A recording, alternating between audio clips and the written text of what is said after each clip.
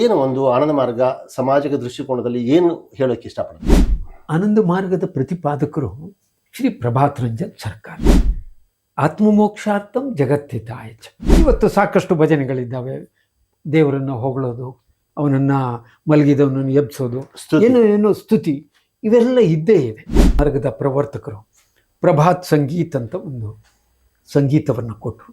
ಇದರ ವಿಶಿಷ್ಟತೆ ಅಂತ ಹೇಳಿದರೆ 1982ರಲ್ಲಿ ಪ್ರಾರಂಭ ಮಾಡಿ 90ರ ಒಳಗಡೆ ಕೇವಲ 8 ವರ್ಷದಲ್ಲಿ 5018 ಗೀತೆಗಳನ್ನು ಕೊಟ್ಟಿದ್ದಾರೆ. ವಿಶ್ವ ಭ್ರಾತೃತ್ವ ಅಂದರೆ ವಿಶ್ವದ ಎಲ್ಲರೂ ನಮ್ಮ ಸಹೋದರ ಸಹೋದರಿಯರು. ಈ ಭಾವವನ್ನು ಬೆಳೆಸ್ಕೊಂಡಾಗ ಇದು ಸಾಮಾಜಿಕವಾಗಿ ಕೂಡ ಅನ್ವಯ ಆಗುತ್ತೆ. ಪ್ರತಿ ಜೀವಿಗೂ ಅದರದ್ದೇ ಆದ ಮೌಲ್ಯ ಇದೆ. ನಮ್ಮ ಬದುಕಿನಲ್ಲಿ ನಾವು ನೋಡಬೇಕಾಗದ್ದು ಎಲ್ಲ ಜೀವಿಗಳ ಅಸ್ತಿತ್ವ. ಈಗ ನೀವು ತಂತ್ರ ಸಾಧನೆ ಅಂತ ಹೇಳಿದ್ರೆ, ತಂತ್ರದಲ್ಲಿ ನಮ್ಗೆ ಗೊತ್ತಿರೋ ರೀತಿ ಒಂದು ವಿದ್ಯಾತಂತ್ರ, ಇದೊಂದು ಅವಿದ್ಯಾತಂತ್ರ, ಅಥವಾ ವಾಮಾಚಾರ, ದಕ್ಷಿಣಾಚಾರ. ನಿಮ್ದು ಯಾವ ಆಚಾರ? ಇಲ್ಲಿ ಇರುವಂತಹದ್ದು ಈಗ ಉಳಿದವ್ರು ಹೇಳ್ತಾರೆ ಕುಂಡಲಿ ಸಾಧನೆ ಅಂತಾರೆ, ಇದು ಅಂತಾರೆ. ಅಂದರೆ ಚಕ್ರಗಳಿರ್ತಾವೆ, ಆ ಚಕ್ರಗಳಲ್ಲಿ ಕುಂಡಲಿನಿಯನ್ನು ಜಾಗೃತಗೊಳಿಸಿ ಚಕ್ರಗಳ ಮೂಲಕ ಹೋಗಿ ಸಹಸ್ರಾರ ಚಕ್ರದಲ್ಲಿ ಅಲ್ವೇ. ಈಗ ಹಾಗಿದ್ರೆ ಈಗ ಅವಿದ್ಯಾತಂತ್ರದಲ್ಲಿ ಈಗ ಈ ನಾಗಾಸ್ ಇದ್ದಾರೆ, ಮತ್ತೆ ಅಘೋರೀಸ್ ಇದ್ದಾರೆ. ಅದಕ್ಕೂ ನಿಮಗೂ ಏನಾದರೂ ಸಂಬಂಧ ಇದೆಯಾ? ನಮಸ್ಕಾರ. ಆನಂದ ಮಾರ್ಗದ ಬಗ್ಗೆ ನಾವು ನಮ್ಮ ಹಿಂದಿನ ಸಂಚಿಕೆಯಲ್ಲಿ ಧ್ಯಾನ, ಯೋಗ ಮತ್ತು ಪ್ರತಿಯೊಬ್ಬ ವ್ಯಕ್ತಿಯ ಆಧ್ಯಾತ್ಮಿಕ ಜೀವನ ಶೈಲಿ, ಇದರ ಬಗ್ಗೆ ಒಂದಷ್ಟು ಚರ್ಚೆ ಮಾಡಿದ್ವಿ. ಈಗ ಬನ್ನಿ ಇವತ್ತು ನಾವು ತಿಳ್ಕೊಳ್ಳೋಣ ಆನಂದ ಮಾರ್ಗದ ಒಂದು ಸಾಮಾಜಿಕ ದೃಷ್ಟಿಕೋನ ಆ ರೀತಿ ಏನಾದರೂ ಇದೆಯಾ? ನಾವೇನು ಹೇಳ್ತೀವಿ, ಒಂದು ಸೋಷಿಯಲ್ ರೆಸ್ಪಾನ್ಸಿಬಿಲಿಟಿ ಆನಂದ ಮಾರ್ಗದ್ದು, ಅದರ ಬಗ್ಗೆ ತಿಳ್ಕೊಳ್ಳೋಣ. I welcome you to this channel. ಬನ್ನಿ, ಎಲ್ಲರಿಗೂ ಸ್ವಾಗತ. ನಮ್ಮ ಚಾನಲ್ ಕಾಸ್ಮಿಕ್ ಸೊಸೈಟಿ. ಈ ದಿನ ನಮ್ಮ ಜೊತೆ ಈ ಸಂಚಿಕೆಯಲ್ಲಿ ಮಾತಾಡೋದಕ್ಕೆ ಆಚಾರ್ಯ ಗಣೇಶ್ ಭಟ್ ಅವರಿದ್ದಾರೆ. ಹಿರಿಯ ಆನಂದ ಮಾರ್ಗಿಗಳು ಮತ್ತು ಸಾಕಷ್ಟು ಅನುಭವ ಉಳ್ಳಂಥವರು. ನಮಸ್ಕಾರ. ನಮಸ್ಕಾರ. ಈ ದಿನ ತಾವು ಬಂದಿದ್ದು ನಮಗೆ ಬಹಳ ಖುಷಿ ಆಯಿತು. ನಾವು ಹಿಂದಿನ ಸಂಚಿಕೆಯಲ್ಲಿ ನಾವು ಮಾತಾಡಿದ್ವಿ ಆಧ್ಯಾತ್ಮ, ಪ್ರತಿಯೊಬ್ಬ ವ್ಯಕ್ತಿಯ ಒಂದು ಆಧ್ಯಾತ್ಮಿಕ ಪ್ರಗತಿ, ಧ್ಯಾನ, ಯೋಗ ಇತ್ಯಾದಿ. ಈಗ ಆನಂದ ಮಾರ್ಗದ ಬಗ್ಗೆ ತಿಳ್ಕೋಬೇಕಾದ್ರೆ ಬರೀ ಆಧ್ಯಾತ್ಮಿಕ ವಿಷಯದ ಬಗ್ಗೆ ಮಾತ್ರ ಅಥವಾ ಇನ್ನೂ ಸಾಮಾಜಿಕ ಒಂದು ದೃಷ್ಟಿಕೋನದಲ್ಲಿ ಏನು ಒಂದು ಆನಂದ ಮಾರ್ಗ ಸಾಮಾಜಿಕ ದೃಷ್ಟಿಕೋನದಲ್ಲಿ ಏನು ಹೇಳೋಕ್ಕೆ ಇಷ್ಟಪಡುತ್ತೆ? ನಿಮ್ಮ ಹತ್ರ ನಿನ್ನೆ ಮಾತಾಡುವಾಗ ನಾನು ಹೇಳಿದೆ, ಆನಂದ ಮಾರ್ಗದ ಗುರಿ ಅಂದರೆ ಆತ್ಮಮೋಕ್ಷಾರ್ಥಂ ಜಗತ್ತಿತಾಯ ಚ. ಅದರಲ್ಲಿ ಮೊದಲ ಭಾಗದ್ದು ಅಧ್ಯಾತ್ಮ, ಎರಡನೇದು ಜಗತ್ತಿಗೆ ಒಳಿತಾಗಬೇಕು ಅಂತ ನಾವು ಹೇಳೋದಾದರೆ ಮಾನವನ ಅಭಿವ್ಯಕ್ತಿಯ ಯಾವುದೆಲ್ಲ ಕ್ಷೇತ್ರಗಳಿದ್ದಾವೋ ಅವೆಲ್ಲ ಆಧ್ಯಾತ್ಮೀಕರಣಗೊಳ್ಳಬೇಕು. ಅಂದರೆ ನಾವು ಜಗತ್ತನ್ನು ನೋಡುವ ದೃಷ್ಟಿ ಆ ರೀತಿಯಾಗಿರಬೇಕು. ತಾವು ಕೇಳಿದ್ರಿ ಸಾಮಾಜಿಕ ದೃಷ್ಟಿಕೋನ ಏನಿದೆ ಅಂತ. ಆನಂದ ಮಾರ್ಗ ವಿಚಾರಧಾರೆ, ಇದರ ಹರಿವು ಎಷ್ಟಿದೆ ಅಂದರೆ ಆಧ್ಯಾತ್ಮದಿಂದ ಅರ್ಥಶಾಸ್ತ್ರದವರೆಗೆ ಏನೆಲ್ಲ ವಿಚಾರಧಾರೆಗಳು ಅಥವಾ ವೈಚಾರಿಕ ಕ್ಷೇತ್ರಗಳಿದ್ದಾವೋ ಇದು ಎಲ್ಲದಕ್ಕೂ ಆನಂದ ಮಾರ್ಗ ತನ್ನದೇ ಆದಂತಹ ಒಂದು ಸ್ಪಷ್ಟ ವಿಚಾರವನ್ನು ಪ್ರಸ್ತುತಪಡಿಸಿದೆ. ಉದಾಹರಣೆಗೆ ನಾವು ನಿನ್ನೆಯ ಒಂದು ಭಜನೆಯ ಕುರಿತಾಗಿ ಹೇಳಿದ್ದೆ. ಮಾನವ ತನ್ನ ಸಂಬಂಧವನ್ನು ಪರಮಾತ್ಮನೊಂದಿಗೆ ಹೇಗೆ ಇಟ್ಕೊಳ್ಬೇಕು, ಅದು ಭಜನೆ. ಇದು ಆಂತರಿಕ ಭಜನೆ ಅಂದಾಗ ನಾವು ಇವತ್ತು ಸಾಕಷ್ಟು ಭಜನೆಗಳಿದ್ದಾವೆ. ದೇವರನ್ನು ಹೊಗಳೋದು, ಅವನನ್ನು ಮಲಗಿದವನನ್ನು ಎಬ್ಸೋದು, ಏನೋ ಸ್ತುತಿ, ಇವೆಲ್ಲ ಇದ್ದೇ ಇದೆ. ಈ ಸ್ತುತಿಗಳನ್ನು ಇದರ ಆಚೆಗೆ ಭಜನೆ ಅಂದರೆ ಹೇಗಿರಬೇಕು, ಪರಮಾತ್ಮನ ನನ್ನ ವೈಯಕ್ತಿಕ ಸಂಬಂಧ ಹೇಗಿದೆ, ಅವನು ನನ್ನೆಡೆ ನೋಡಲಿಲ್ಲ, ಅವನ ಕುರಿತಾಗಿ ನಾನು ವಿಚಾರ ಮಾಡೋದು ಯಾವ ರೀತಿ, ಇಂಥದ್ರ ಕುರಿತಾಗಿ ಆನಂದ ಮಾರ್ಗದ ಪ್ರವರ್ತಕರು ಪ್ರಭಾತ್ ಸಂಗೀತ್ ಅಂತ ಒಂದು ಸಂಗೀತವನ್ನು ಕೊಟ್ಟರು. ಇದರ ವಿಶಿಷ್ಟತೆ ಅಂತ ಹೇಳಿದರೆ 1982ರಲ್ಲಿ ಪ್ರಾರಂಭ ಮಾಡಿ 90ರ ಒಳಗಡೆ ಕೇವಲ 8 ವರ್ಷದಲ್ಲಿ 5018 ಗೀತೆಗಳನ್ನು ಕೊಟ್ಟಿದ್ದಾರೆ. ಆ 5018 ಗೀತೆಗಳು 9 ಭಾಷೆಗಳಲ್ಲಿದ್ದಾವೆ. ಈ 9 ಭಾಷೆಗಳಲ್ಲಿರುವಂತಹ ಗೀತೆಗಳಿಗೆ ಅವರೇ ಸ್ವತಃ ರಾಗ ಸಂಯೋಜನೆ ಮಾಡಿದ್ದಾರೆ. ಯಾಕೆ ಅಂತ ಹೇಳಿದರೆ, ಯಾವ ಭಜನೆಯನ್ನು, ಯಾವ ಗೀತೆಯನ್ನು ಯಾವ ರಾಗದಲ್ಲಿ ಹೇಳಿದರೆ ಅದರ ಒಳ್ಳೆಯ ಪರಿಣಾಮ ಮನಸ್ಸಿನ ಮೇಲೆ ಆಗ್ತದೆ ಎನ್ನೋ ಕಾರಣಕ್ಕಾಗಿ ಇದನ್ನು ಮಾಡಿದ್ದಾರೆ. ಇದರಲ್ಲಿ ಕೇವಲ ದೇವರ ಹೊಗಳಿಕೆ ಇಲ್ಲ, ಸ್ತುತಿಯ ಅಲ್ಲ. ಇದು ಭಕ್ತ ಮತ್ತು ಭಗವಂತನ ನಡುವಿನ ಸಂಬಂಧ. ಇದನ್ನೇ ಮುಂದುವರಿಕೆಯಾಗಿ ನಾವು ತಗೊಂಡ್ರೆ ಸಾಮಾಜಿಕ ದೃಷ್ಟಿಕೋನ. ಈ ಜಗತ್ತು ಎನ್ನುವುದು ನಮ್ಮ ದರ್ಶನ ಶಾಸ್ತ್ರಗಳು ಏನು ಹೇಳ್ತಾವೆ ಅಂದರೆ ಪರಮಾತ್ಮನ ಅಭಿವ್ಯಕ್ತಿಯು. ಆ ಪರಮಾತ್ಮನ ಅಭಿವ್ಯಕ್ತಿ ಆದಾಗ ಇಡೀ ಪ್ರಪಂಚದಲ್ಲಿ ಇರುವವರು ಎಲ್ಲರೂ ನಮ್ಮ ಸಹೋದರರು, ನಮ್ಮ ಬಂಧುಗಳು. ಯಾರೂ ಇದರ ಹೊರಗಿನವರಲ್ಲ. ಇವರು ಆ ಜನಾಂಗದವರು, ಈ ಜಾತಿಯವರು ಅಂತ ಇದರಲ್ಲಿ ದ್ವೇಷ ಮಾಡುವ ಇಲ್ಲ, ಪ್ರಮೇಯವೇ ಇಲ್ಲ. ಎಲ್ಲರೂ ನಾವು ಭ್ರಾತೃತ್ವ ಅಂದರೆ ವಿಶ್ವದ ಎಲ್ಲರೂ ನಮ್ಮ ಸಹೋದರ ಸಹೋದರಿಯರು. ಈ ಭಾವವನ್ನು ಬೆಳೆಸ್ಕೊಂಡಾಗ ಇದು ಸಾಮಾಜಿಕವಾಗಿ ಕೂಡ ಅನ್ವಯ ಆಗುತ್ತೆ. ಉದಾಹರಣೆಗೆ ಸಂಪತ್ತು. ಜಗತ್ತಿನಲ್ಲಿ ಯಾವುದೋ ದೇಶ ಸಂಪತ್ತಿದೆ, ಇದು ನಮಗೆ ಮಾತ್ರ ಅಲ್ಲ. ಈ ವಿಶ್ವದಲ್ಲಿ ಯಾರೆಲ್ಲ ಬದುಕ್ತಾ ಇದ್ದಾರೋ ಈ ಸಂಪತ್ತು ಪರಮಾತ್ಮನ ಸೃಷ್ಟಿ, ಎಲ್ಲರಿಗಾಗಿ. ಈ ಭಾವವನ್ನು ಇಟ್ಕೊಂಡು ನಾವು ಹೋಗಬೇಕು. ಇನ್ನೊಂದಿದೆ, ನಾವು ಅಂದ್ಕೊಳ್ತೇವೆ ಮನುಷ್ಯ ಮುಂದುವರಿದ ಜೀವಿ, ಮನುಷ್ಯನೇ ಈ ಜಗತ್ತಿನ ಎಲ್ಲ, ಅವನೇ ಕಿಂಗ್, ಅವನೇ ಸರ್ವವನ್ನು ಅನುಭೋಗಿಸುವ ಹಕ್ಕು ಮಾನವನಿಗೆ ಮಾತ್ರ ಇದೆ, ಉಳಿದವರೆಲ್ಲ ನಗಣ್ಯ. ಹಾಗೆಲ್ಲ ಪ್ರತಿ ಜೀವಿಗೂ ಅದರದ್ದೇ ಆದ ಮೌಲ್ಯ ಇದೆ. ನಮ್ಮ ಬದುಕಿನಲ್ಲಿ ನಾವು ನೋಡಬೇಕಾಗದ್ದು ಎಲ್ಲ ಜೀವಿಗಳ ಅಸ್ತಿತ್ವ. ಕೆಲವು ಇರೋದ್ರಿಂದನೇ ಆ ಜೀವಿಗಳು ಏನೋ ಒಂದು ಕೊಡುಗೆಯನ್ನು ಕೊಟ್ಟಿರ್ತವೆ, ನಮಗೆ ಗೊತ್ತಿಲ್ಲದೆ ಇರ್ಬೋದು. ಇದನ್ನು ಅಸ್ತಿತ್ವ ಮೌಲ್ಯ ಅಂತಾರೆ. ನಮಗೆ ಗೊತ್ತಿರೋದು ಬಳಕೆಯ ಮೌಲ್ಯ, ನಮಗೆ ಇದರ ಉಪಯೋಗ ಇದೆ ಇಂಥದ್ದೊಂದು, ಅದನ್ನು ನಾವು ಬಳಸ್ತೇವೆ, ಇದು ಮೌಲ್ಯಯುತ ಅಂತೇವೆ. ಇವೆರಡರನ್ನೂ ಸಮಗ್ರವಾಗಿ ನಾವು ಯೋಚನೆ ಮಾಡಿದಾಗ ನನಗೆ ಬದುಕಲಿಕ್ಕೆ ಎಷ್ಟು ಹಕ್ಕಿದೆಯೋ ಇನ್ನೊಬ್ಬ ವ್ಯಕ್ತಿ ಹಾಗೂ ಇನ್ನೊಬ್ಬ ಜೀವಿಗೂ ಬದುಕಲು ಅಷ್ಟೇ ಹಕ್ಕಿದೆ, ಅಷ್ಟೇ ಆಸೆ ಇರ್ತದೆ ಅನ್ನೋದನ್ನು ನಾವು ಅರ್ಥೈಸ್ಕೊಳ್ಬೇಕು. ಈ ಅರ್ಥ ಮಾಡ್ಕೊಳ್ಳೋದಿದೆಯಲ್ಲ, ಇದನ್ನು ಆನಂದ ಮಾರ್ಗದಲ್ಲಿ ನವ್ಯ ಮಾನವತಾವಾದ ಅಂತ ನಾವು ಕರಿತೇವೆ. ಇದರ ಜೊತೆಗೆ ಒಂದು ಆರ್ಥಿಕ ನೀತಿ ಕೂಡ ನಮ್ಮ ಆನಂದ ಮಾರ್ಗ ಪ್ರಶ್ನೆಗೆ ನಾನು ಬರಬೇಕು ಅಂತಿದ್ದೆ, ನೀವೇ ಅದ್ರ ಬಗ್ಗೆ ಹೇಳ್ತಿದ್ದೀರಾ. ಆನಂದ ಮಾರ್ಗದ ಒಂದು ಆರ್ಥಿಕ ಸಿದ್ಧಾಂತ. ಈಗ ಸಮಾಜದಲ್ಲಿ ಕ್ಯಾಪಿಟಲಿಸಮ್ ಇದೆ, ಕಮ್ಯುನಿಸಮ್ ಇದೆ, ಮತ್ತು ಬೇರೆ ಬೇರೆ ಸಿದ್ಧಾಂತಗಳು, ಆರ್ಥಿಕ ಸಿದ್ಧಾಂತಗಳಿದೆ. ಅದರಲ್ಲಿ ಆನಂದ ಮಾರ್ಗ ತನ್ನದೇ ಆದ ಏನಾದರೂ ಸ್ಥಾನ ಇದೆಯಾ, ಅದರದೇ ಆದ ಒಂದು ವಿಶೇಷತೆ ಇದೆಯಾ, ಅಥವಾ ಈ ಎಲ್ಲದರಲ್ಲೂ ಇರುವಂತಹದ್ದೇ ಆನಂದ ಮಾರ್ಗದಲ್ಲಿ ಬೇರೆ ಇನ್ನೊಂಥರ ಬೇರೆ ಒಂದು ಪ್ರತ್ಯೇಕತೆ ಇದೆಯಾ? ಅದ್ರ ಬಗ್ಗೆ ಸ್ವಲ್ಪ ತಿಳಿಸಿ. ಸರಿ, ನೀವು ಕೇಳಿದ್ರಲ್ಲ, ಈಗ ಆನಂದ ಮಾರ್ಗದಲ್ಲಿ ಒಂದು ಆರ್ಥಿಕ ಸಿದ್ಧಾಂತ, ಇದರ ಹೆಸರು ಪ್ರಗತಿಶೀಲ ಉಪಯೋಗ ತತ್ವ. ಅಂದರೆ ನಾವು ಯಾವುದೆಲ್ಲ ಸಂಪನ್ಮೂಲಗಳಿದ್ದಾವೋ ಇವನ್ನು ಮಾನವನ ಪ್ರಗತಿಯಾಗುವ ರೀತಿಯಲ್ಲಿ ಉಪಯೋಗಿಸಬೇಕು. ಆಗ ಪ್ರಗತಿ ಅಂದರೆ ಏನು ಅಂತ ಕೇಳ್ತೀರ ನೀವು. ರಸ್ತೆಗಳು, ಬಿಲ್ಡಿಂಗ್ ಕಟ್ಟೋದು, ದೊಡ್ಡ ದೊಡ್ಡ ಡ್ಯಾಮ್ಗಳು, ಇವಿಷ್ಟೇ ಪ್ರಗತಿನಾ? ಇದು ಭೌತಿಕ ಪ್ರಗತಿ ನಾವು ನೋಡ್ತಾ ಇರುವಂಥದ್ದು. ಇವತ್ತು ಸಮಾಜದಲ್ಲಿ ಇದನ್ನೇ ನಾವು ಅಂದ್ಕೊಂಡ್ಬಿಟ್ಟಿದ್ದೇವೆ ಪ್ರಗತಿ. ಯಾರೋ ಕೆಲವರು ಶ್ರೀಮಂತರಾದರು, GDP ಹೆಚ್ಚಾಯಿತು ಅಂದ್ವಿ, ಪರ್ ಕ್ಯಾಪಿಟಾ ಇನ್ಕಮ್, ತಲಾ ಆದಾಯ ಅಂದ್ಕೊಂಡ್ಬಿಟ್ಟು ಅದನ್ನು ಒಂದು ಮಾಡ್ತಾರೆ. ಇದು ಇವತ್ತಿನ ಅರ್ಥಶಾಸ್ತ್ರ. ಆನಂದ ಮಾರ್ಗದ ತತ್ವ, ಆರ್ಥಿಕ ಸಿದ್ಧಾಂತ ಏನಿದೆ, ಇದನ್ನು ಶಾರ್ಟಾಗಿ ಪ್ರೌಟ್ ಅಂತ ಇಂಗ್ಲೀಷ್ನಲ್ಲಿ, ಬೇರೆ ಎಲ್ಲ ಭಾಷೆಯಲ್ಲೂ ಪ್ರೌತ ಅಂತ ಬರುತ್ತೆ. ಪ್ರಗತಿಶೀಲ ಉಪಯೋಗ ತತ್ವದ ಸಂಕ್ಷಿಪ್ತ ರೂಪ. ಇದರಲ್ಲಿ ಮೂಲ ನಂಬಿಕೆಗಳೇ ಇಂದಿನ ಯಾವುದೆಲ್ಲ ಆರ್ಥಿಕ ಸಿದ್ಧಾಂತಗಳಿದ್ದಾವೋ ಅದಕ್ಕಿಂತ ಭಿನ್ನವಾಗಿದ್ದಾವೆ.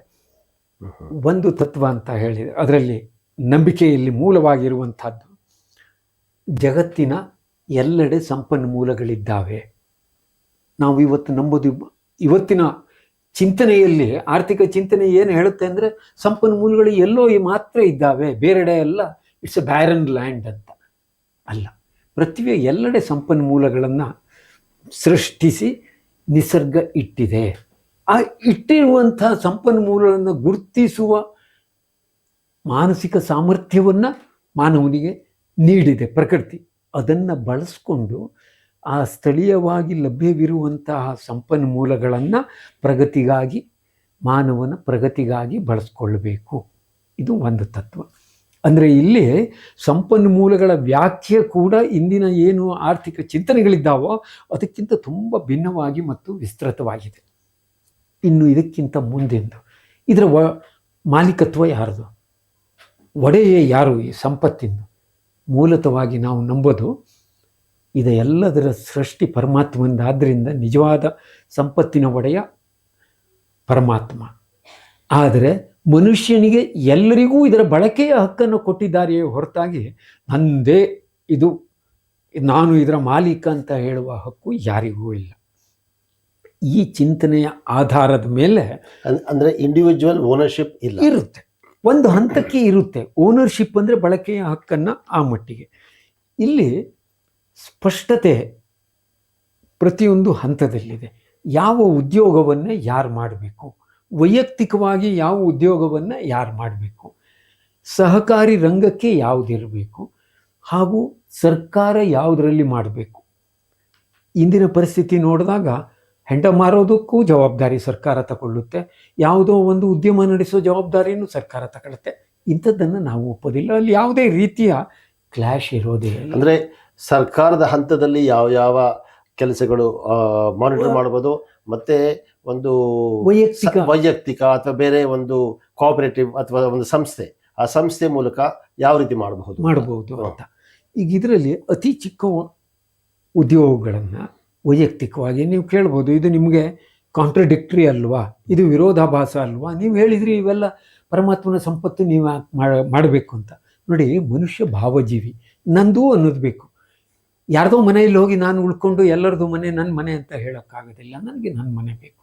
ಆ ನನ್ನದು ಅನ್ನೋ ಭಾವ ಇದೆಯಲ್ಲ, ಇದೆಲ್ಲ ಮನುಷ್ಯನಲ್ಲಿರುವಂಥ ಸಹಜವಾದ. ಅದಕ್ಕೆ ಪೂರಕವಾಗಿ ಕೆಲವು ವೃತ್ತಿಗಳನ್ನು, ಕೆಲವು ಉದ್ಯೋಗಗಳನ್ನು ವೈಯಕ್ತಿಕವಾಗಿ ಮಾಡ್ಬೋದು. ಅದಕ್ಕೆ ಉದಾಹರಣೆಗಳನ್ನು ಸಾಕಷ್ಟು. ಉದಾಹರಣೆಗೆ ಒಂದು ಚಿಕ್ಕ ಹೋಟೆಲ್ ಇರ್ಬೋದು, ಒಂದು ಚಿಕ್ಕ ಪಾನ್ ಶಾಪ್ ಇರ್ಬೋದು, ಇಂಥವೆಲ್ಲ ವ್ಯಕ್ತಿಗತವಾಗಿ. ಸರ್ಕಾರ ಮಾಡಬೇಕಾಗಿದ್ದು ಯಾವುದು ಅಂದರೆ, ಒಂದು ಇಡೀ ಅರ್ಥವ್ಯವಸ್ಥೆಗೆ ಮೂಲ ವಸ್ತುವನ್ನು ಒದಗಿಸ್ತದೋ ಅಥವಾ ಮೂಲ ಅಗತ್ಯತೆ ಇದೆಯೋ, ಅಂದರೆ ಕ್ರಿಯೇಟಿಂಗ್ ಇನ್ಫ್ರಾಸ್ಟ್ರಕ್ಚರ್ ಒಂದೇ ಅಲ್ಲ, ಕೀ ಇಂಡಸ್ಟ್ರಿ ಅಂತ ನಮ್ಮ ಇದರಲ್ಲಿ ಬಳಸ್ತೇವೆ ನಾವು, ಪ್ರವೃತ್ತಿನ ಶಬ್ದ. ಕೀ ಇಂಡಸ್ಟ್ರೀಸ್ ಅಂದರೆ ಯಾವುದರಿಂದ ಉಳಿದ ಎಲ್ಲ ಉದ್ಯಮಗಳು ಅದರ ಮೇಲೆ ಅವಲಂಬಿತವಾಗಿದ್ದಾವೋ ಅವು. ಅಲ್ಲಿ ಬಡುಕತನಕ್ಕೆ ಎಲ್ಲಿಯೂ ಅವಕಾಶ ಇರಬಾರದು, ಲಾಭ ಇರಬಾರದು ಬೇರೆ ಅಲ್ಲ, ಅದು ಬೇರೆ. ಲಾಭ ಬೇಕು ಅನ್ನೋದು ಬೇರೆ, ಲಾಭ ಪಡುಕೋತನ ಬೇರೆ. ಅಂದರೆ profit should be N element of A business. ಅಂದರೆ ಪ್ರಾಫಿಟ್ ಓರಿಯೆಂಟೆಡ್ ಬಿಸ್ನೆಸ್ ಅಂತಲ್ಲ, ಪ್ರಾಫಿಟ್ ಇರಬೇಕು, ಪ್ರಾಫಿಟಿಯರಿಂಗ್ ಅಲ್ಲ. ಅಂದ್ರೆ ಲಾಭ ಬಡುಕೋತನ, ಅತಿ ಆಸೆಯಿಂದ ವೆಲ್ತ್ ಬೇಡ, ಲಾಭವನ್ನ ಹೆಚ್ಚು ಮಾಡೋದು ಹೇಗೆ ಅನ್ನೋದಕ್ಕೆ ಉದ್ಯಮ ಮಾಡೋದಲ್ಲ. ಇನ್ನು ಇದರ ಬಗ್ಗೆ ವಿವರವಾಗಿ ಇದ್ರ ಬಗ್ಗೆ ಇನ್ನೊಮ್ಮೆ ಚರ್ಚೆ ಮಾಡಬಹುದು. ಇಲ್ಲಿ ಸಂಕ್ಷಿಪ್ತದಲ್ಲಿ ಹೇಳೋದಾದರೆ, ಈ ಪ್ರವೃತ್ತ ಅನ್ನೋ ಏನೊಂದು ಸಿದ್ಧಾಂತ ಇದೆ, ಇದು ಕಾರ್ಪೊರೇಟೈಸೇಷನ್ ಅನ್ನು ಒಪ್ಪೋದಿಲ್ಲ. ಇಲ್ಲಿ ಇರುವಂತಹದ್ದು ಕೋಆಪರೇಟಿವೈಸೇಷನ್. ಅಂದರೆ ಎಲ್ಲವೂ ಸಹಕಾರಿ ತತ್ವದ ಮೇಲೆ ನಡಿಬೇಕು. ಯಾಕೆ ಅಂತೀರಾ? ಇದು ನಿಸರ್ಗದ ತತ್ವ. ನಿಸರ್ಗವನ್ನು ನೀವು ನೋಡಿ, ಎಲ್ಲವೂ ಸಹಕಾರವಾಗಿ ನಡೀತಾ ಇದೆ. ಸೆಂಟ್ರಲೈಸೇಷನ್ ಆಫ್ ವೆಲ್ತ್ ಬೇಡ, ಡಿಸೆಂಟ್ರಲೈಸ್ಡ್ ಸಿಸ್ಟಮ್ ಆಫ್ ಎಕಾನಮಿ. ಇದನ್ನು ನಾವು ಕರೆಯೋದು ನಮ್ಮಲ್ಲಿ ಆರ್ಥಿಕ ಪ್ರಜಾಪ್ರಭುತ್ವ. ಈಗ ಇದೊಂದು ತುಂಬ ಪ್ರಮುಖವಾದಂತಹ ವಿಷಯ. ಈ ಮಾಲೀಕರು ಯಾರು ಅಂತ ಕೇಳಿದಾಗ ಎಲ್ಲರೂ ಅಂತ ಆಯ್ತಲ್ಲ. ಹಾಗಿದ್ರೆ ಪರಮಾತ್ಮ ಮಾಲೀಕರು ಅಂದಮೇಲೆ ಅವನ ಮಕ್ಕಳು ಎಲ್ಲರೂ ಸೇರಿ ಮಾಲೀಕರು. ಇದನ್ನು ಬಳಸುವ ಹಕ್ಕು, ಇದನ್ನು ಉಪಯೋಗಿಸುವ ಹಕ್ಕು ಯಾರಿಗಿರಬೇಕು? ಜನರಿಗಿರಬೇಕು.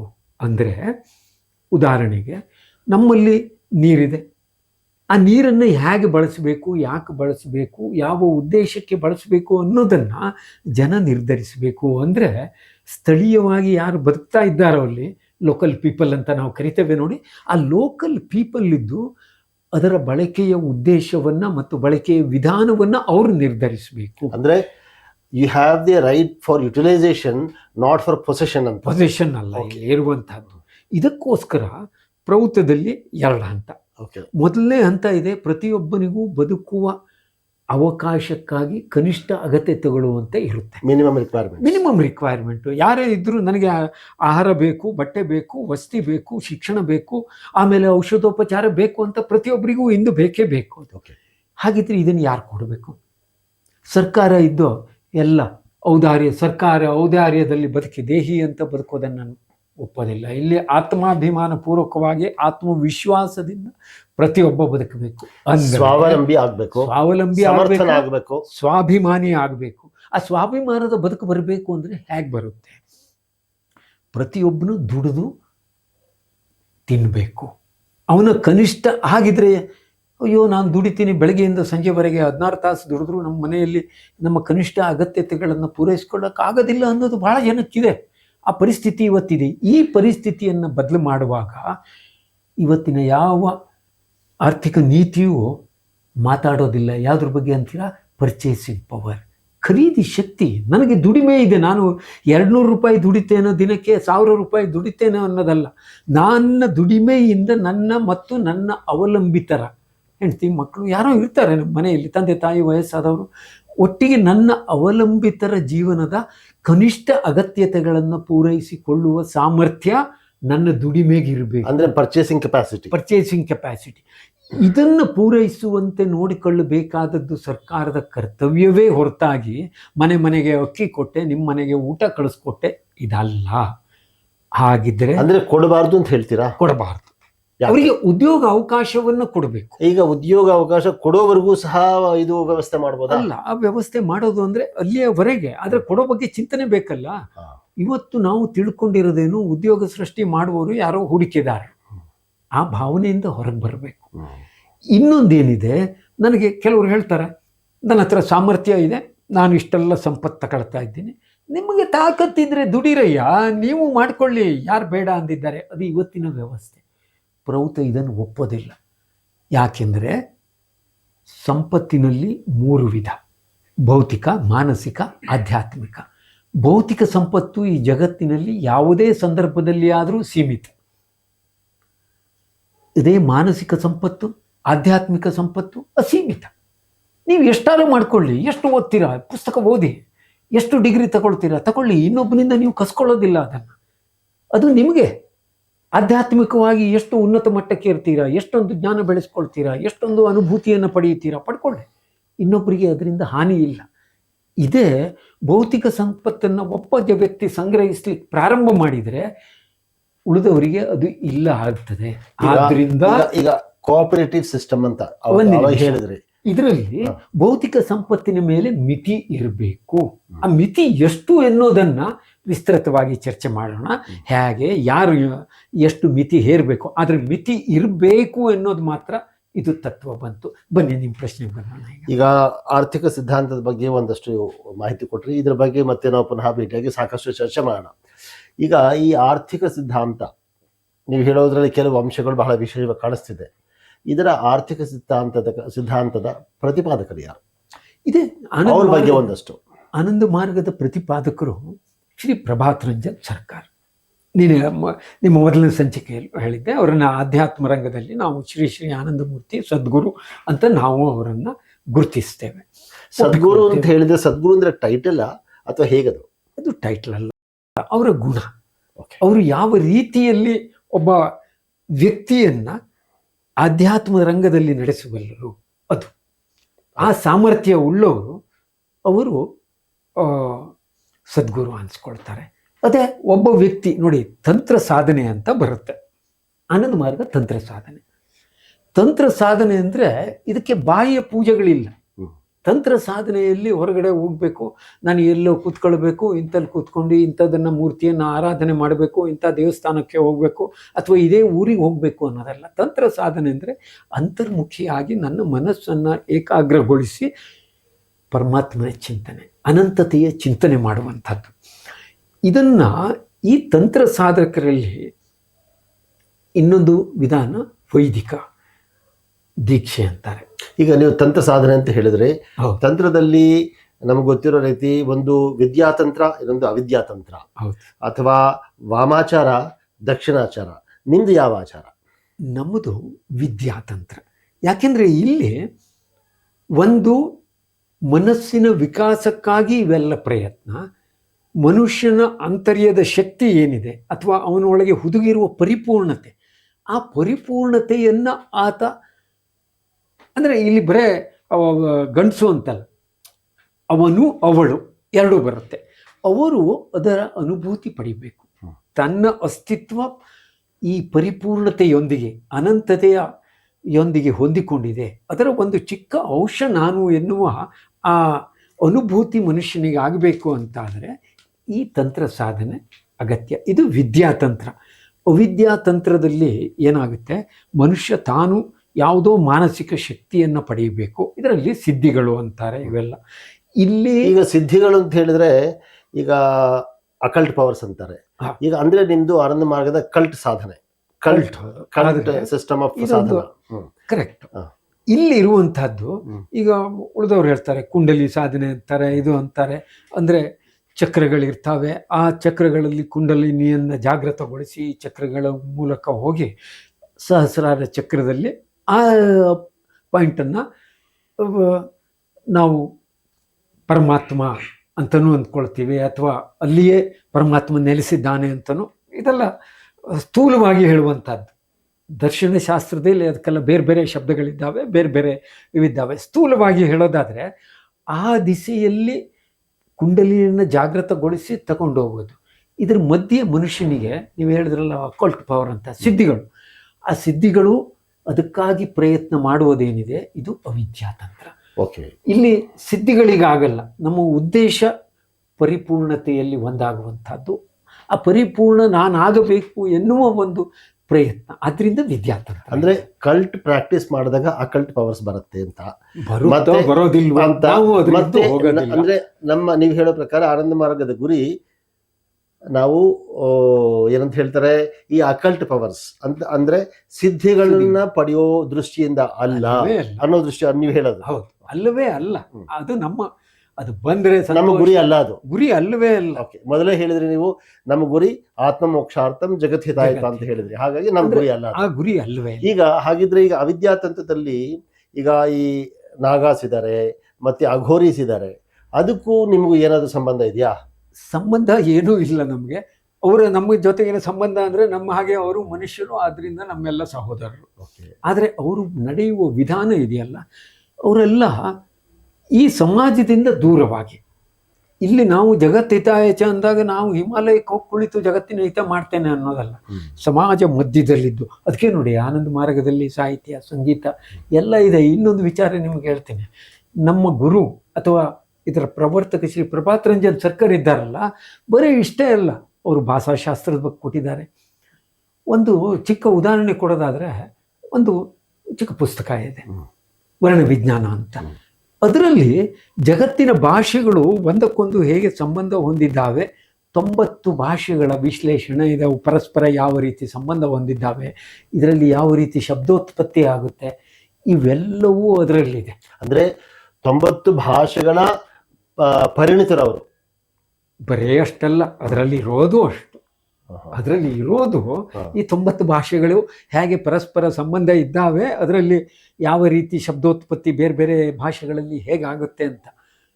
ಅದರಿಂದ ಅದಷ್ಟು ಭಾಷೆ ಗೊತ್ತಿದ್ರೆ ತಾನೇ ಹೇಳೋಕೆ ಸಾಧ್ಯ. ಅಂದ್ರೆ ಈಗ ಹಾಗಿದ್ರೆ ಈಗ ನೀವು ಪ್ರಭಾ ಸಂಗೀತ ಅಂತ ಹೇಳಿದ್ರೆ, ಪ್ರಭಾ ಸಂಗೀತದಲ್ಲಿ ಸುಮಾರು 9 ಭಾಷೆಗಳಲ್ಲಿ ಮಾಡಿದ್ದಾರೆ ಅಂತ ಹೇಳಿದ್ದಾರೆ. ಅಂದ್ರೆ ಅದು ಭಾರತೀಯ ಸಂಸ್ಕೃತಿ ಸಂಗೀತ ಮತ್ತು ಪಾಶ್ಚಾತ್ಯ ಸಂಗೀತ, ಅದಕ್ಕೇನಾದ್ರೂ ಮಿಕ್ಸ್ಚರ್ ಬ್ಲೆಂಡಿಂಗ್ ಇದೆಯಾ? ಆಗಿದೆ. ಅದರಲ್ಲಿ ಎಷ್ಟೋ ಪದ್ಯಗಳಿಗೆ ಅವರು ಹೇಳೇ ಕೊಟ್ಟಿದ್ದಾರೆ. ಉದಾಹರಣೆಗೆ ಯಾವುದೋ ಒಂದು ಪದ್ಯಕ್ಕೆ ಭಾರತದ ಇಂತಹ ರಾಗದ ಜೊತೆಗೆ ರಷ್ಯಾದ ಇಂತಹ ಜಾನಪದ ರಾಗವನ್ನು ನಾನು ಸೇರಿಸಿದ್ದೇನೆ, ಆದ್ದರಿಂದ ಈ ರಾಗ ಬಂದಿದೆ, ಈ ರೀತಿ ಹೇಳಿದ್ದಾರೆ. ಇದು ಒಂದು ಸ್ವತಂತ್ರ ಘರಾನ. ಈ ಸಂಗೀತದಲ್ಲಿ ಎಷ್ಟೋ ಘರಾನಗಳಿದ್ದಾವೆ. ಇವತ್ತು ಪ್ರಭಾತ್ ಸಂಗೀತ ಒಂದು ಸ್ವತಂತ್ರ ಘರಾನವಾಗಿ ಪ್ರಚಾರ ಆಗ್ತಾ ಇದೆ, ಪ್ರಚಲಿತಗೊಳ್ತಾ ಇದೆ. ಅದಕ್ಕೋಸ್ಕರ ನೋಡಿ ಆನಂದ ಮಾರ್ಗ ಇಷ್ಟೆಲ್ಲ ವಿಶ್ವವ್ಯಾಪಿ ಆಗಿರೋದ್ರಿಂದ 150ಕ್ಕೂ ದೇಶಗಳಲ್ಲಿ ಇದರ ಪ್ರಚಾರ ಇದೆ, ಅನುಯಾಯಿಗಳಿದ್ದಾರೆ. ಅನುಯಾಯಿಗಳಿಗೆ ಇಂಥದ್ದೇ ಜಾತಿ, ಇಂಥದ್ದೇ ಜನಾಂಗ, ಇಂಥದ್ದೇ ಮತೀಯರು ಏನೂ ಇಲ್ಲ. ಯಾರೆಲ್ಲ ಅಂದ್ರೆ ನಿಮ್ಮಲ್ಲಿ ಮಾನವತೆಯಲ್ಲಿ ಯಾವುದೇ ಜಾತಿ ಮತ ಭೇದ ಭಾವಗಳು ಯಾವುದೂ ಪಂಥಗಳು, ಇಲ್ಲ. ಆ ರೀತಿ ಯಾವುದು ಏನು ಹೆಚ್ಚು ಕಮ್ಮಿಗಳು ಆ ರೀತಿ ಇಲ್ಲ. ಭಾವನೆ ಇಲ್ಲ. ಭಾವನೆ ಇಲ್ಲ. ಇವತ್ತಿನ ಸಮಯ ಕಮ್ಮಿ ಇದೆ, ಹಾಗಾಗಿ ಮತ್ತೆ ಒಂದು ಪ್ರಶ್ನೆ ತಮ್ಮಲ್ಲಿ. ನಿಮ್ಮಲ್ಲಿ ಈಗ ನೀವು ಈ ರೀತಿ ಆರ್ಥಿಕ ಸಿದ್ಧಾಂತ ಇದೆ, ಆಧ್ಯಾತ್ಮಿಕ ಜೀವನ ಪ್ರತಿಯೊಂದೆಲ್ಲ ಇದೆ. ನಿಮ್ಮಲ್ಲಿ ಸೇವಾ ಕಾರ್ಯಕ್ರಮಗಳು ಅಂದ್ರೆ ಸರ್ವಿಸ್ ವಿಂಗ್ ಏನಾದ್ರು ಸಮಾಜ ಕೊಡೋದು ಆ ರೀತಿ ಇದೆ. ನೋಡಿ, ಆನಂದ ಮಾರ್ಗದಲ್ಲಿ 2 ರೀತಿಯ ಸರ್ವಿಸ್ಗಳು. ಒಂದು ಆನಂದ ಮಾರ್ಗ ವಿಶ್ವ ಪರಿಹಾರ ತಂಡ ಅಥವಾ ಆನಂದ ಮಾರ್ಗ ಯೂನಿವರ್ಸಲ್ ರಿಲೀಫ್ ಟೀಮ್ ಅಂತ. ಇದ್ರ ಮೂಲಕ ನೈಸರ್ಗಿಕ ವಿಕೋಪಗಳಿರಲಿ ಅಥವಾ ಜನ ತೊಂದರೆಯಲ್ಲಿರಲಿ ಕಾರ್ಯಕರ್ತರು ಹೋಗಿ ಅವರನ್ನು ಸೇವಾ ಮನೋಭಾವದಿಂದ, ಅಂದರೆ ಇಲ್ಲಿ ಪರಮಾತ್ಮ ನನಗೆ ಸೇವೆ ಮಾಡಲಿಕ್ಕೆ ಅವಕಾಶ ಕೊಟ್ಟಿದ್ದಾನೆ ಅನ್ನೋ ಭಾವದಿಂದ ಅಲ್ಲಿ ಹೋಗಿ ನಾನೇನೋ ಉಪಕಾರ ಮಾಡದೆ ಅವರಿಗೆ ಅನ್ನೋ ಭಾವ ಖಂಡಿತಕ್ಕೂ ಅಲ್ಲ. ಈ ಒಂದು ಸಂಘಟನೆಗಳು ಏನೋ ಒಂದು ನಿಮ್ಮ ರಿಲೀಫ್ ಟೀಮ್ಸ್ ಅಂತ ಹೇಳಿದ್ರಲ್ಲ, ಅದು ಎಲ್ಲೆಲ್ಲಿದೆ? ಇದು ಜಗತ್ತಿನಾದ್ಯಂತ ಎಲ್ಲೆಡೆ ಇದೆ. ನಮ್ಮ ಕರ್ನಾಟಕದಲ್ಲೂ ಇದೆ, ಬೇರೆ ರಾಜ್ಯಗಳಲ್ಲೂ ಇದೆ. ಏನೇನು ಕಾರ್ಯಕ್ರಮಗಳು ಮಾಡ್ತೀರಾ? ಇದು ಕಾರ್ಯಕ್ರಮಗಳಲ್ಲಿ ಅದು ಮೆಡಿಕಲ್ ಕ್ಯಾಂಪ್ ಇರ್ಬೋದು, ಜನರಿಗೆ ನೇತ್ರ ಚಿಕಿತ್ಸೆ ಮಾಡಿಸೋದಿರ್ಬೋದು, ಅಥವಾ ನೈಸರ್ಗಿಕ ವಿಕೋಪಗಳಾಯಿತು, ವಯನಾಡಲ್ಲಾಯಿತು ಇತ್ತೀಚೆಗೆ, ಅಲ್ಲಿಗೆ ಹೋಗಿ ಜನರ ಕಷ್ಟಗಳಿಗೆ ಪರಿಹಾರ ಇದನ್ನು ಕೊಡುವಂತಹದ್ದು, ಇಂಥವೆಲ್ಲ ಮಾಡಬಹುದು. ಈಗ ನಿಮ್ಮಲ್ಲಿ ಈ ಒಂದು ಗುರುಗಳು ಅಂತ ಹೇಳಿದ್ರೆ ಗುರುಕುಲ ಸಿಸ್ಟಮ್ ಎಜುಕೇಶನ್ ಒಂದು ವಿದ್ಯೆ ಆ ರೀತಿ ಏನಾದ್ರು ಇದೆಯಾ? ಅದನ್ನೇ ನಾನು ಹೇಳಿದೆ, ಸೇವಾ ಮನೋಭಾವ ಒಂದು. ಇನ್ನೊಂದು, ನಾವು ಇಷ್ಟೆಲ್ಲ ಮಾತಾಡ್ತೇವೆ, ಮನುಷ್ಯನಿಗೆ ವಿಶಾಲ ಮನೋಭಾವ ಇರಬೇಕು, ಎಲ್ಲರನ್ನು ಒಳಗೊಳ್ಳಬೇಕು, ನವ್ಯ ಮಾನವತಾವಾದಿ ಮನೋಭಾವ ಬರಬೇಕಾದ್ರೆ ಹೇಗೆ ಬರುತ್ತೆ? ಇಂದಿನ ಶಿಕ್ಷಣ ಪದ್ಧತಿಯಲ್ಲಿ ಖಂಡಿತ ಬರೋದಿಲ್ಲ. ಇದಕ್ಕೆ ಬರಬೇಕು ಅಂದರೆ ಅಲ್ಲಿ ಒಂದು ವಿಶೇಷ ಶಿಕ್ಷಣ ಪದ್ಧತಿ ಇರಬೇಕು. ಇದು ನವ್ಯ ಮಾನವತಾವಾದಿ ಶಿಕ್ಷಣ ನೀತಿ ಅಂತ ಆನಂದ ಮಾರ್ಗ ಕೊಡುತ್ತೆ. ಆನಂದ ಮಾರ್ಗದ್ದು ಇಷ್ಟೆಲ್ಲ ವಿಚಾರಗಳಿದ್ದಾವಲ್ಲ, ಇದನ್ನ ಪುನಃ ನಾವು ಚರ್ಚೆ ಮಾಡೋಣ. ಒಂದೊಂದೇ ವಿಷಯಕ್ಕೆ ಅಷ್ಟು ಸಮಯ ಬೇಕಾಗುತ್ತೆ. ಅದರಂತೆ ನಾವು ಒಂದೊಂದೇ ಟಾಪಿಕ್ ಅನ್ನು ಇಟ್ಕೊಂಡು, ಇದು ಸ್ಥೂಲವಾಗಿ ಹೇಳೋದಾದ್ರೆ, ಈಗ ಇಷ್ಟೆಲ್ಲ ಆದಮೇಲೆ ನೀವು ಒಂದು ಕೇಳ್ಬಿಡ್ಬೋದು. ನೀವು ಕೇಳೋ ಮೊದಲೇ ನಾನು ಊಹಿಸ್ಕೊಂಡೆ, ನೀವು ಕೇಳ್ಬೋದು, ಇಷ್ಟೆಲ್ಲ ವಿಚಾರಧಾರೆಗಳು ಜಗತ್ತಿನ ತುಂಬ ಇದ್ದಾವೆ, ಏನೆಲ್ಲ ಇದೆ, ಹಾಗಿದ್ರೆ ಆನಂದ ಮಾರ್ಗನೇ ಯಾಕೆ ಬೇಕು ಅಂತ ನೀವು ಕೇಳ್ಬೋದು. ಆಯಿತು, ಈಗ ಈ ಸಬ್ಜೆಕ್ಟು ಮತ್ತೆ ನಾನು ಪುನಃ ಇನ್ನೊಂದು ಸಂಚಿಕೆಯಲ್ಲಿ ತಮ್ಮನ್ನು ಭೇಟಿಯಾಗಿ ಸಂದರ್ಶನ ಮಾಡ್ತೀನಿ. ಇವತ್ತು ಸಮಯ ಮುಗೀತಾ ಬರ್ತಾ ಇದೆ. ವೀಕ್ಷಕರೇ ನಮಸ್ಕಾರ. ಈ ದಿನ ನಮ್ಮ ಜೊತೆ ಆಚಾರ್ಯ ಗಣೇಶ್ ಭಟ್ ಅವರು ಸಾಕಷ್ಟು ವಿಷಯಗಳು ತಿಳಿಸ್ಕೊಟ್ಟಿದ್ದಾರೆ. ಮತ್ತು ಮುಂದಿನ ಸಂಚಿಕೆಯಲ್ಲಿ ಆನಂದ ಮಾರ್ಗದ ಒಂದು ವಿದ್ಯಾ ಪದ್ಧತಿ ಏನು, ಮತ್ತು ಬೇರೆ ಇನ್ನು ಸಾಕಷ್ಟು ಆರ್ಥಿಕ ಸಿದ್ಧಾಂತ ಏನು, ಯಾಕೆ ಆನಂದ ಮಾರ್ಗದ ಅವಶ್ಯಕತೆ ಸಮಾಜಕ್ಕೆ ಇದೆ ಅನ್ನೋದ್ರ ಬಗ್ಗೆ ತಿಳ್ಕೊಳ್ಳೋಣ. ಈ ಸಂಚಿಕೆಯಲ್ಲಿ ಎಲ್ಲರಿಗೂ ನಮಸ್ಕಾರ, ಧನ್ಯವಾದಗಳು. ನಮಸ್ಕಾರ.